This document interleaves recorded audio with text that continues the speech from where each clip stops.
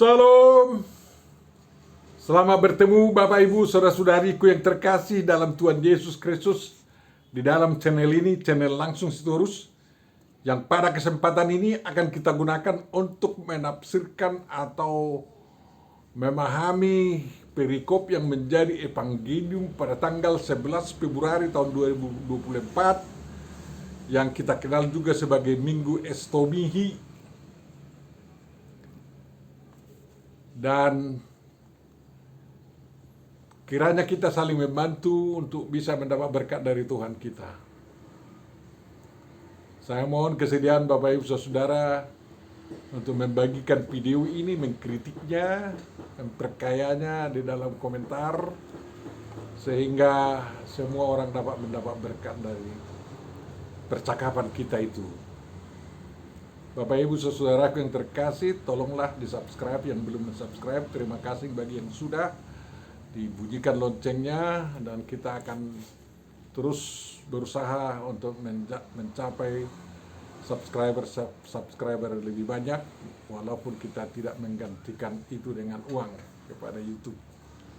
Tapi pergaulan kita perlu semakin meluas. Bapak Ibu Saudaraku terkasih, kalau ada memang mau membantu secara sukarela pelayanan ini, kami sangat berterima kasih. Untuk memulai perenungan kita Bapak Ibu Saudara, mari kita terima penyertaan dari Tuhan kita.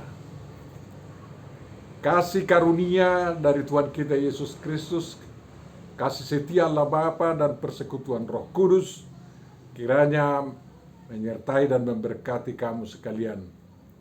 Amin. Bapak Ibu Saudara yang terkasih, firman yang akan kita renungkan ditentukan dari kitab Injil Markus pasal yang ke-9 ayat 2 sampai ayat yang ke-9, yakni tentang Yesus dimuliakan di atas gunung.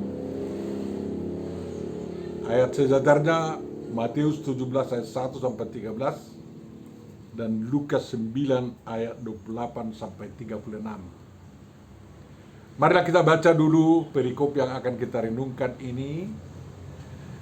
Apa dituliskan oleh Markus di sana. 6 hari kemudian Yesus membawa Petrus, Yakobus, dan Yohanes, dan bersama-sama dengan mereka ia naik ke sebuah gunung yang tinggi. Di situ mereka sendirian saja. Lalu Yesus berubah rupa di depan mata mereka, dan pakaiannya sangat putih berkilat-kilat. Tidak ada seorang pun di dunia ini yang dapat mengelantang pakaian seperti itu. Maka nampaklah kepada mereka Elia bersama dengan Musa. Keduanya sedang berbicara dengan Yesus. Kata Petrus kepada Yesus, "Rabbi, betapa bahagianya kami berada di tempat ini. Baiklah,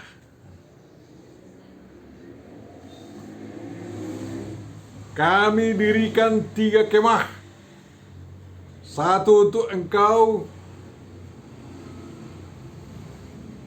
satu untuk Musa, dan satu untuk Elia." Ia berkata demikian sebab tidak tahu apa yang harus dikatakannya, karena mereka sangat ketakutan. Maka datanglah awan menaungi mereka, dan dari dalam awan itu terdengar suara, "Inilah anak yang kukasihi, dengarkanlah dia." Dan sekonyong-konyong waktu mereka memandang sekeliling mereka, mereka tidak melihat seorang pun lagi bersama mereka, kecuali Yesus seorang diri. Pada waktu mereka turun dari gunung itu, Yesus berpesan kepada mereka supaya mereka jangan menceritakan kepada seorang pun apa yang telah mereka lihat itu sebelum Anak Manusia bangkit dari antara orang mati.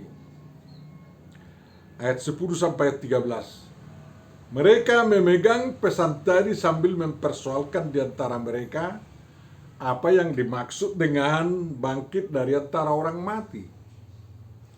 Lalu mereka bertanya kepadanya, "Mengapa ahli-ahli Taurat berkata bahwa Elia harus datang dahulu?" Jawab Yesus, "Memang Elia akan datang dahulu dan memulihkan segala sesuatu. Hanya bagaimanakah dengan yang ada tertulis mengenai Anak Manusia, bahwa ia akan banyak menderita dan akan dihinakan? Tetapi aku berkata kepadamu, memang Elia sudah datang, dan orang memperlakukan dia menurut kehendak mereka, sesuai dengan yang ada tertulis tentang dia." Itulah satu perikop Markus 9 ayat 2 sampai ayat yang ke-13, Bapak Ibu Saudara. Yang berbahagia adalah orang yang mendengarkan, memelihara, menghayati, memahami, serta melakukan firman Tuhan. Amin. Bapak Ibu Saudaraku yang terkasih, bukan hanya memberitakan Injil yang dilatih Yesus murid-muridnya. Mereka disuruh memberitakan Injil ya, juga melakukan penyembuhan, mengusir setan juga, ya. Tetapi juga mereka secara sengaja dan terencana Yesus melatih murid-muridnya untuk mengenal, memahami apa yang akan terjadi pada Yesus setelah dia nanti menderita dan bangkit dari antara orang mati. Mereka harus mengenal Yesus itu apabila sudah bangkit dari antara orang mati. Sebelum perikop ini, Tuhan Yesus bekerja di sekitar Kaisarea Filipi, jauh di sebelah utara Danau Genesaret, ke arah timur laut. Dan di sebelah timurnya lagi sudah Gunung Hermon. Ya, Gunung Hermon ini selalu diisi dengan awan-awan dan ada salju di sana. Sekarang pun kalau orang turis ke Israel sudah ada sekarang kereta gantung untuk naik ke Gunung Hermon dari kaki gunung itu. Kita temukan juga es di sana. Dari sejak dulu itu. Jadi di Israel itu ada gunung yang punya es, salju, ada yang gersang, ada steppe, ya. Dari Kaisar Filipi ke gunung itu kira-kira tidak jauh lah itu, kira-kira 10 kilometer lah.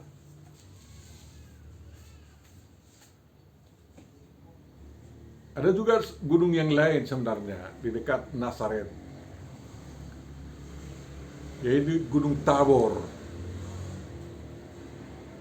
Dari Kaisarea Filipi dan kampung-kampung di sekitar itu, jauhnya ke Gunung Tabor lebih dari 50 kilometer. Nah, jadi mengapa harus diingatkan kedua gunung ini karena para ahli menduga di mana terjadi peristiwa pemuliaan Yesus ini. Ada yang mengatakan di Gunung Tabor dan ada yang mengatakan di Gunung Hermon. Biasanya di Mazmur 133 yang diperingati di sana adalah Gunung Hermon dan Yerusalem. Jadi awan Gunung Hermon itu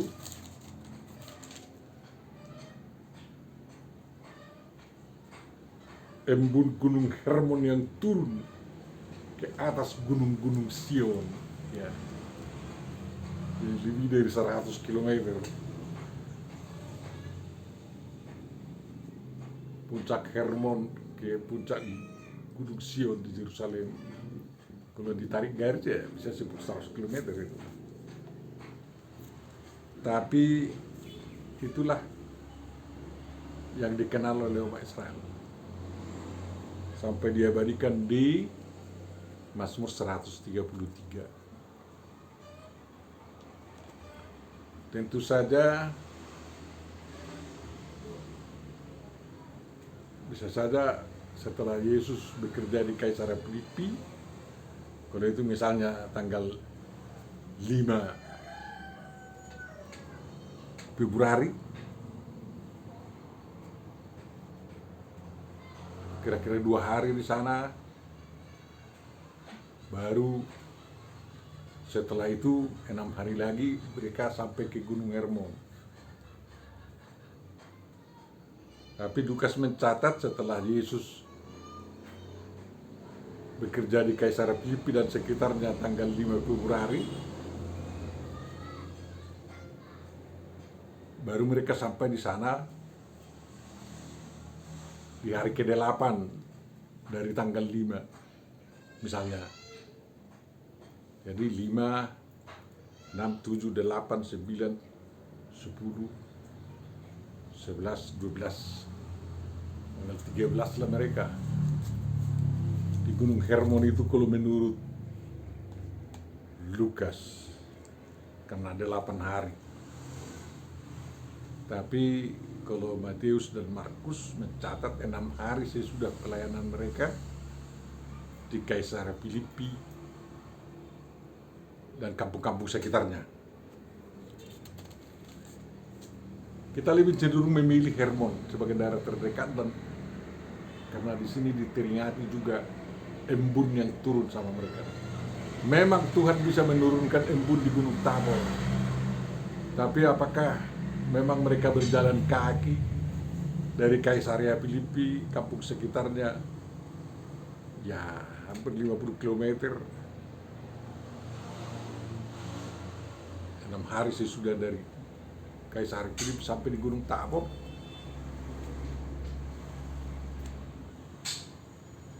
Ya kalau orang suka mengatakan di Gunung Tabor ya Bukit Kemuliaan, tidak apa-apa lah.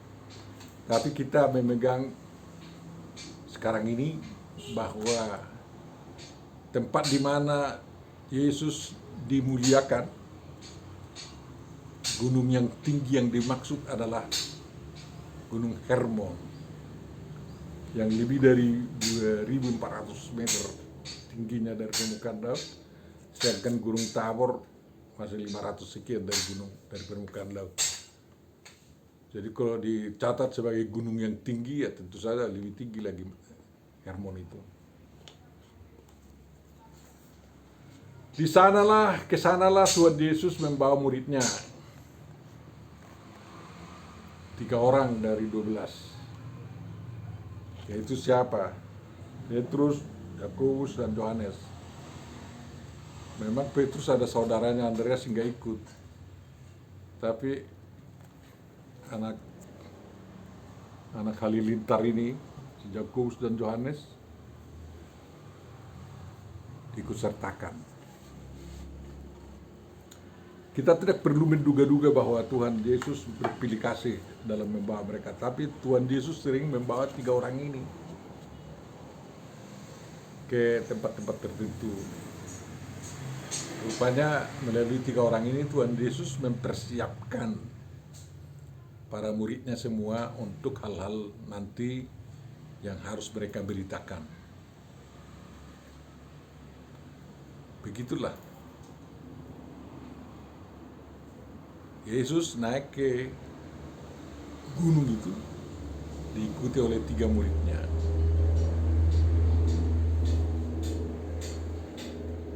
Tentu saja itu agak sore lah, atau bahkan menjelang malam ya. Terjadilah peristiwa yang tidak diduga-duga oleh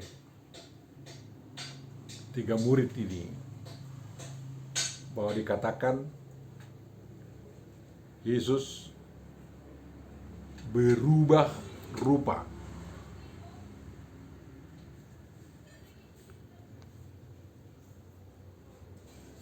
Metamorfote,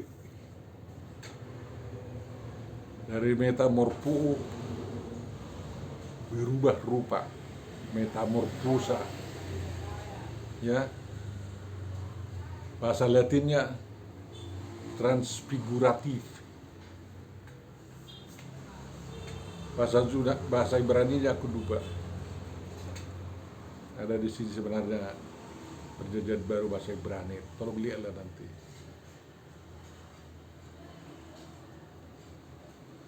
Yang jelas di sini Yesus itu memang tidak mimikri. Beda itu.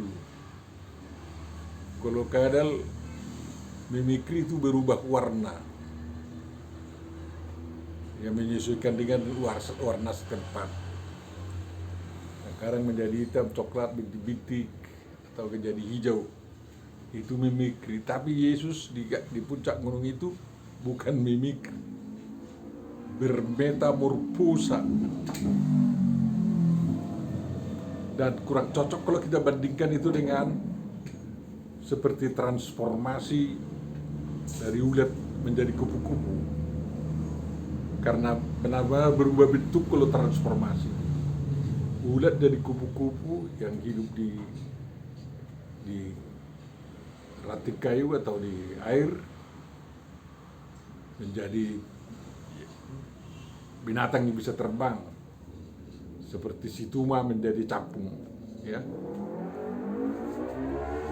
Jadi tidak cocok juga kita bandingkan metamorfose daripada Yesus ini, transfigurasi ini, dengan perubahan ulat menjadi kupu-kupu atau si pasing, si tuma menjadi capung, ya.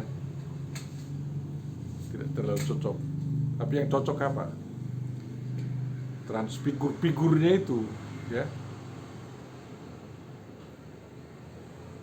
Formanya itu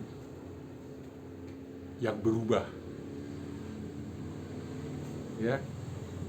Jadi kemana perubahannya rupanya? Toh juga nampak tubuh Yesus, tetapi ada perubahan, bukan hanya perubahan warna,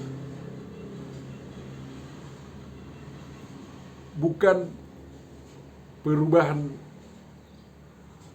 seperti ulat menjadi kupu-kupu, bukan.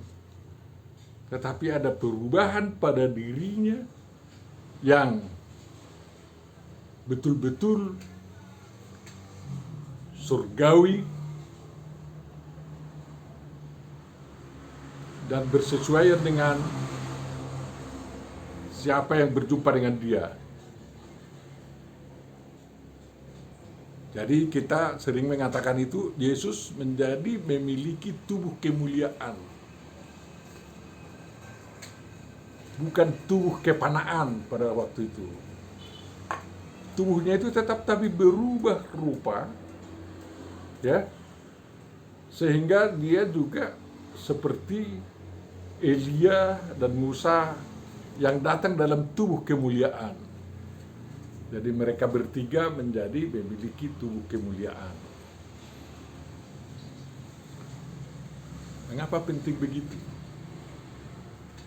Yesus menampakkan dirinya dalam tubuh kemuliaan untuk melatih muridnya mengenal dia nanti apabila dia sudah bangkit dari mati,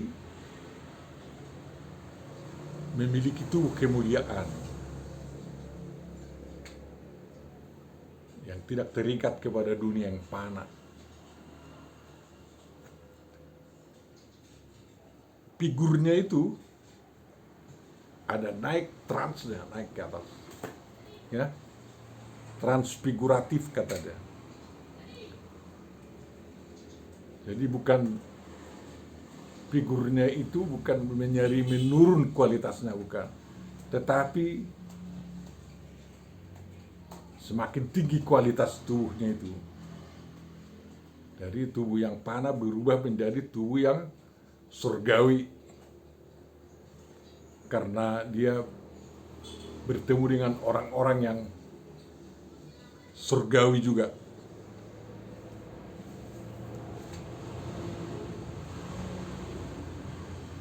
Tandanya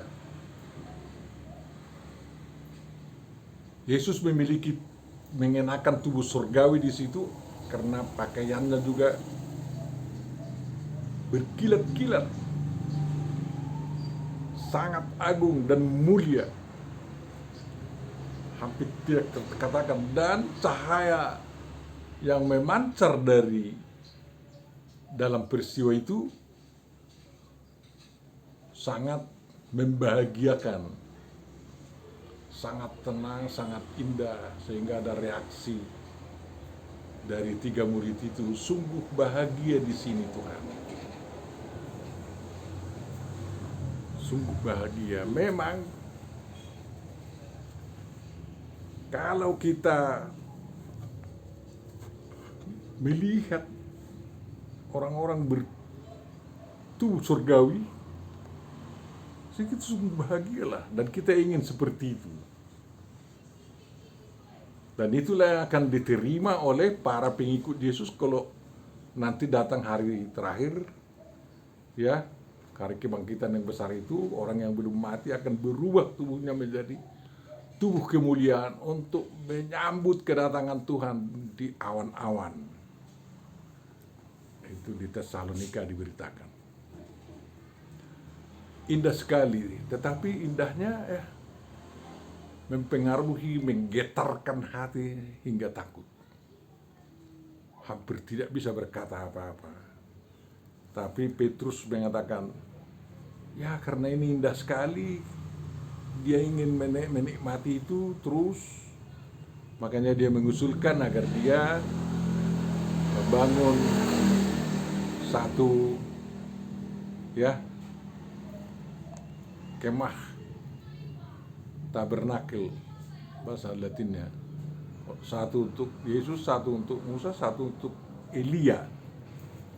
Tapi bukan itu yang penting. Yang penting adalah bahwa kemuliaan Tuhan bisa dinikmati. Walaupun itu hanya sebentar pada pengalaman ini, tapi luar biasa dampaknya. Apalagi orang nanti akan menikmati tubuh kemuliaan itu bersama-sama dengan orang-orang yang selamat karena Tuhan Yesus. Itulah suasana yang paling bahagia. Sehingga kita merindukan bahwa kita memiliki tubuh kemuliaan itu nantinya. Agar kita mendapatnya itu, ya kita harus menjadi orang yang dikasihi oleh Tuhan Yesus. 3 murid ini terhitung sebagai orang yang dikasihi oleh Tuhan Yesus Kristus. Jadi kalau kita ingin merasakan bahagianya, memiliki tubuh mulia dan bersama-sama dengan para orang-orang yang bertubuh mulia, kita harus berusaha menjadi orang yang betul-betul dikasihi oleh Tuhan Yesus Kristus, dan yang selalu disertakan Tuhan Yesus di dalam pekerjaan-pekerjaannya. Bapak Ibu saudaraku yang terkasih, menurut Lukas, Elia dan Musa Dan Yesus bercakap-cakap di sana. Kalau kita baca di Lukas 9, ya dikatakan di sana yang dibicarakan adalah tentang kepergiannya ke Yerusalem.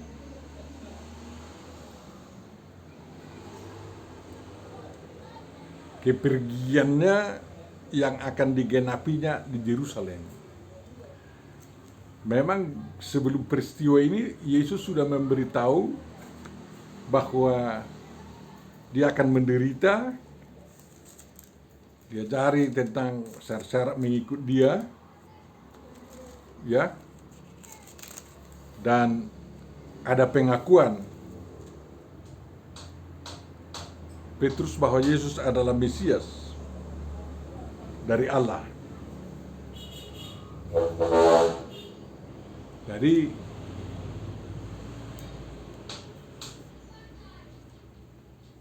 tentu harus dibicarakan bagaimana itu penderitaan. Yesus dalam peristiwa ini diyakinkan bahwa dia tidak seperti Musa mengakhiri hidupnya tanpa diketahui kuburannya, tetapi pasti dia di surga. Bahwa peristiwa inilah memastikan bahwa Musa itu ada di surga. Kuburannya tidak ditemukan di bumi. Dan juga diyakinkan bahwa Yesus tidak seperti Elia naik ke surga begitu saja. Dia naik dengan apa? Dengan kereta kuda yang membara. Tetapi Yesus sebagai penggenapi yang menggenapi nubuatan tentang nabi yang akan datang seperti Musa dari antara saudara-saudaranya orang Israel, harus mengalami penderitaan, menjadi hamba yang menderita seperti dinubuatkan oleh Yesaya 53.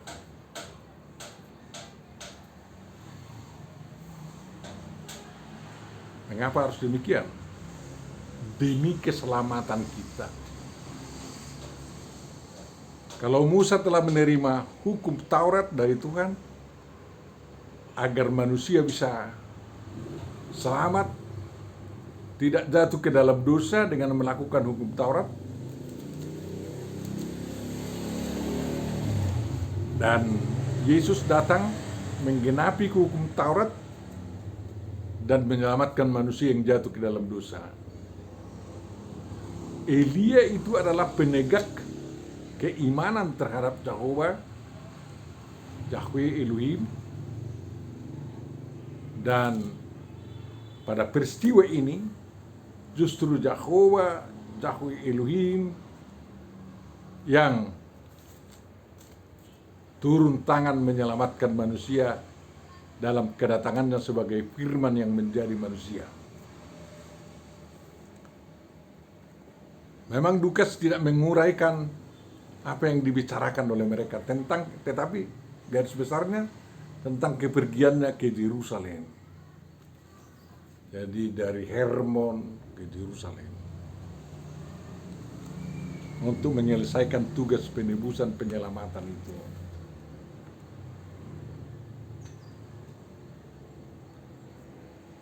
Lalu Bapak Ibu Saudara yang terkasih,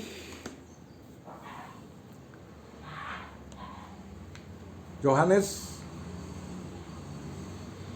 Yakobus dan Petrus dimampukan oleh Tuhan melihat penglihatan itu. Ya. Hazon. Kalau bukan dimampukan, mereka tidak melihat apa-apa.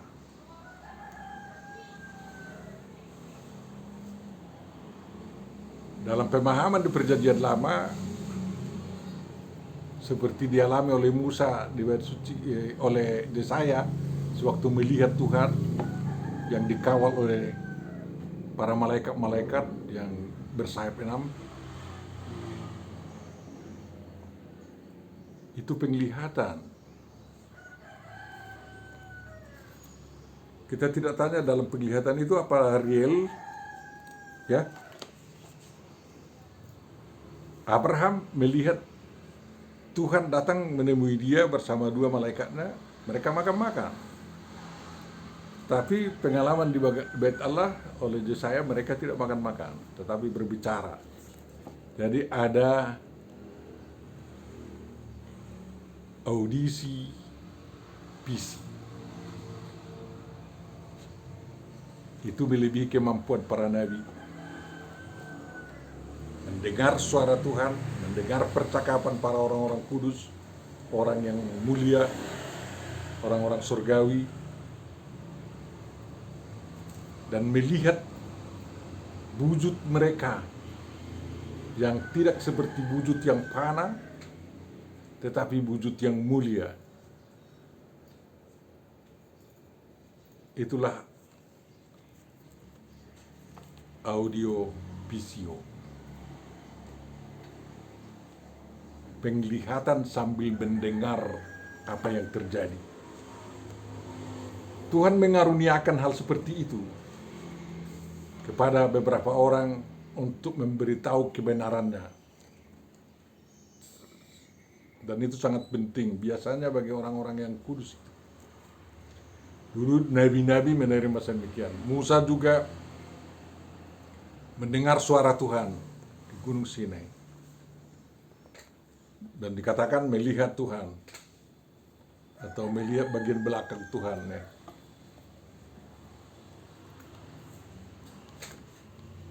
Dan Yohanes Rasul itu dalam penglihatannya melihat surga dan para penghuninya, ya. Melihat Raja Agung itu. Itu realitas iman. Bukan realitas fisik. Harus kita akui itu realitas iman. Benarkah itu terjadi? Ya benar. Sewaktu Yesus pun bangkit dari antara orang mati, dia melarang para muridnya untuk menyentuhnya karena dia punya tubuh kemuliaan. Sebelum dia izinkan untuk menyentuhnya, seperti kepada Thomas, mereka tidak bisa menyentuhnya. Jadi di sini adalah sebatas melihat dan mendengar peristiwa itu, tetapi menyentuhnya enggak.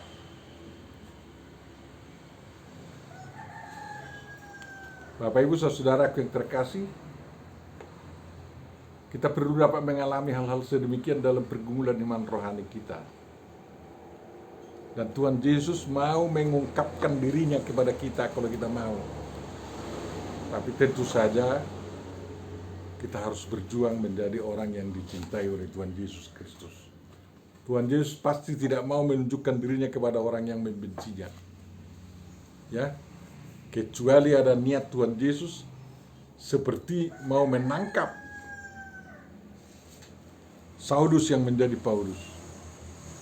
Ya, ada cahaya yang datang dari langit, baru suara terdengar sampai Paulus buta dan minta ampun, lalu bertobat.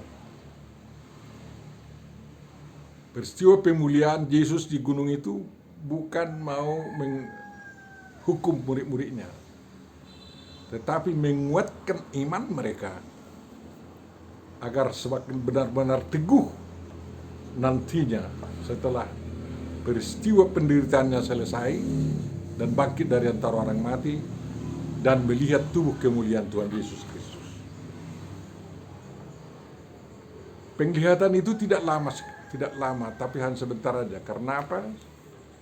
Ya, setelah Petrus mengusulkan yang tidak dimengertinya itu, baru para tubuh yang dimuliakan itu hilang dan wujud Yesus kembali normal seperti biasa. Jadi makanya tidak terbandingkan dengan ulat menjadi kupu-kupu ya.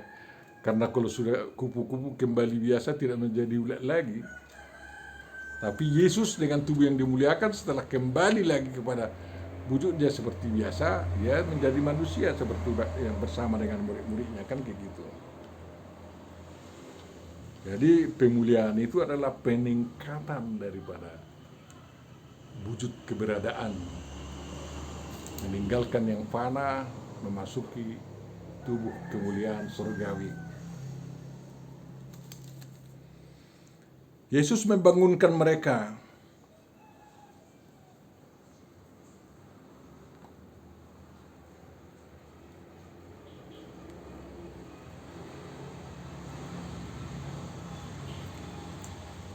agar kembali ke alam nyata.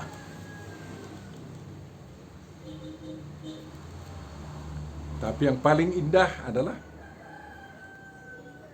bahwa ada awan yang menaungi mereka, meliputi mereka, dan ada suara yang datang yang mengatakan, inilah anak yang kukasihi, dengarkanlah dia. Pada peristiwa-peristiwa pembaptisan Yesus, inilah anak yang kukasihi, kepadanya aku berkenan. Belum ditegaskan untuk mendengarkan. Kali ini Yesus menegaskan atau Tuhan menegaskan siapa di antara para nabi itu yang harus didengarkan. Musa sudah didengarkan, Elia sudah didengarkan, dan sekarang agar mendengar firman Tuhan itu secara sempurna, umat manusia, murid Yesus harus mendengarkan Yesus Kristus. Mendengarkan itu mematuhi firman-Nya dan melakukannya juga. Sekarang cukuplah mendengarkan Tuhan Yesus Kristus untuk mendapat kehidupan surgawi yang dimuliakan. Karena mendengarkan Tuhan Yesus itu bukan berarti melupakan Musa dan Elia. Bukan berarti melupakan firman Tuhan yang telah disampaikan Tuhan sebelum Yesus datang ke dunia ini. Tetapi agar semuanya sempurna, umat manusia harus mendengarkan Tuhan Yesus Kristus. Bukan nabi-nabi yang lain.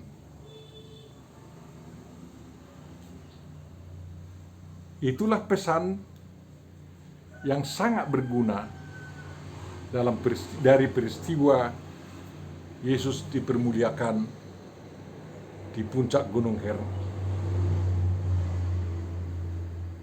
Hermon ya.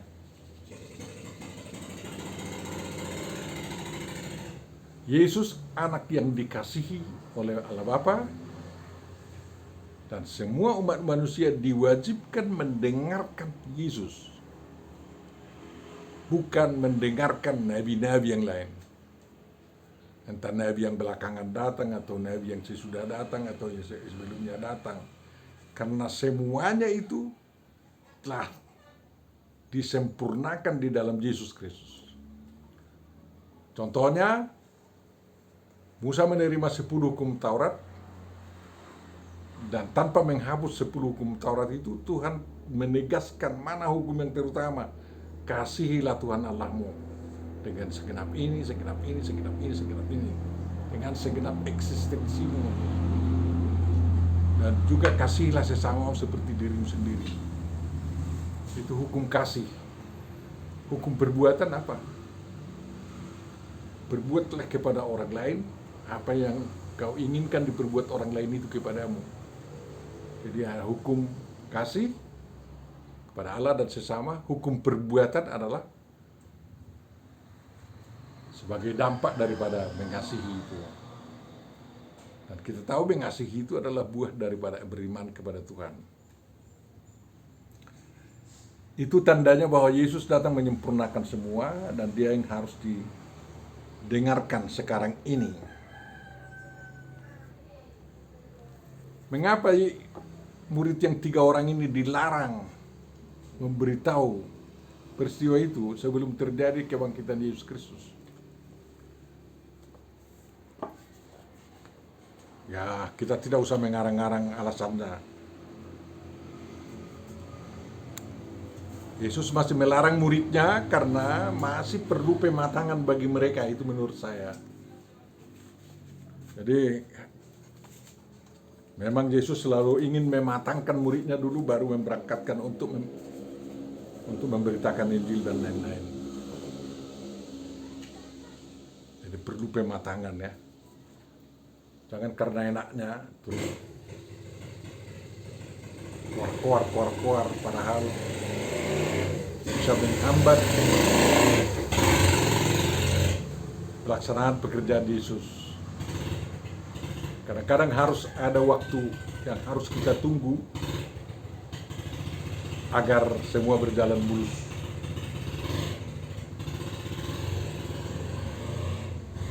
Soal siapa pendahulu Yesus itu, Elia atau Yohanes ya, sudah datang. Tapi Yohanes dibunuh oleh karena menjadi kompak si Herodes dengan putrinya tapi sayang kekompakan mereka untuk membunuh, menghilangkan nyawa orang lain. Tapi Yohanes itu sebagai Elia yang datang telah mengembalikan kasih bapa kepada anak-anak dan kasih anak kepada bapak-bapak. Dan nampak di dalam pertobatan bangsa Israel waktu itu. Mesias datang sesudah itu. Dan orang harus melihat Mesias yang sebenarnya. Ada yang mengaku mengatakan Yesus sebagai Mesias, Al-Masih. Tapi mereka tidak mendapat arti daripada kata itu bagi mereka. Sangat menyedihkan itu. Ada banyak orang yang menyangkal Yesus itu Mesias dan mereka sampai masih menantikan Mesias yang mereka harapkan. Tapi terus terang sampai kapanpun dapat saya katakan tidak akan muncul lagi Mesias bagi mereka seperti Yesus yang mau menderita sebagaimana dinubuatkan oleh Perjanjian Lama. Ya. Karena Yesaya 53 itu sangat terkenal sebagai penubuatan untuk Mesias yang menderita. Tapi orang Israel menyembunyikan itu. Mudah-mudahanlah di abad modern ini orang yang menantikan Mesias melihat kembali bahwa apa yang dinantikan mereka sudah ada dalam Yesus. Dan orang yang mengatakan Yesus itu adalah Al-Masih dapat memetik arti kemesiasan Yesus bagi mereka. Jangan hanya menyebut Al-Masih, Mesias katanya, tapi tidak bermakna bagi mereka. Tapi bagi kita, Yesus yang diurapi itu, Kristus itu, adalah juru selamat kita, raja kita, imam kita, nabi bagi kita, bahkan firman Tuhan yang selalu menuntun kita dalam perjalanan hidup kita. Makna Mesias yang begitu mendalam itu tolong harus ditemukan oleh kawan-kawan yang mengatakan bahwa Yesus itu adalah Mesias, tapi maknanya belum mereka temukanlah itu agar kehidupan beragamamu betul-betul indah dan bahagia. Karena apa? Kalau Anda menemukan makna kemesiasan Yesus seperti yang diakui oleh Petrus itu, kamu akan mengalami kemuliaan Yesus Dan di dalam mengalami kemuliaan Yesus itu kau harus dapat mengatakan, pasti kau dapat mengatakan betapa bahagianya di sini Tuhan. Ya. Penuh damai sejahtera, penuh kasih. Itulah yang akan dialami. Tentu saja kita tidak akan mendirikan kemah bagi Elia dan bagi Musa. Tapi cukup saja kerajaan sorga yang telah dideklarasikan oleh Yesus Kristus dunia, kita bina, kita ikut di dalamnya membangunnya menjadi tempat manusia untuk berbahagia, penuh damai sejahtera, penuh keadilan, dan beri kemanusiaan yang adil dan beradab. Tuhan Yesus memberkati kita. Pandanglah Yesus yang dimuliakan itu, ya, dan dengarkanlah dia, karena dia mau menjadi sumber kebahagiaanmu, cahaya kemuliaannya menjadi kebahagiaanmu, baik hari ini maupun di masa yang akan datang. Amin. Terima kasih Bapa atas sentuhan firman-Mu yang dapat kami renungkan walaupun masih sangat dangkal. Kiranya Tuhan menuntun kami untuk semakin memahaminya, sehingga kami benar-benar merasa nikmat bersama Engkau Tuhan yang dimuliakan. Pancarkanlah sinar kemuliaan-Mu bagi kami, sehingga kami berbahagia dan betul-betul rindu bersama Engkau, baik di dunia ini maupun di akhirat nanti. Terima kasih Tuhan, Engkau sertai bangsa kami. Dan tidak berapa lama lagi, 3 hari lagi, kami akan mengadakan pilpres dan pemilu. Kiranya damai sejahtera-Mu lah yang menyertai kami semua, yang dapat dinikmati oleh seluruh umat bangsa Indonesia. Kiranya pancarkanlah cahaya kemuliaan-Mu kepada seluruh bangsa kami, menyinari seluruh jiwa warga negara Indonesia, sehingga mereka merasakan kebahagiaan dan damai sejahtera yang daripada-Mu, yang dapat mereka nikmati selama mereka hidup di dunia ini. Dalam Yesus Kristus, sempurnakan dan kabulkanlah doa kami. Amin.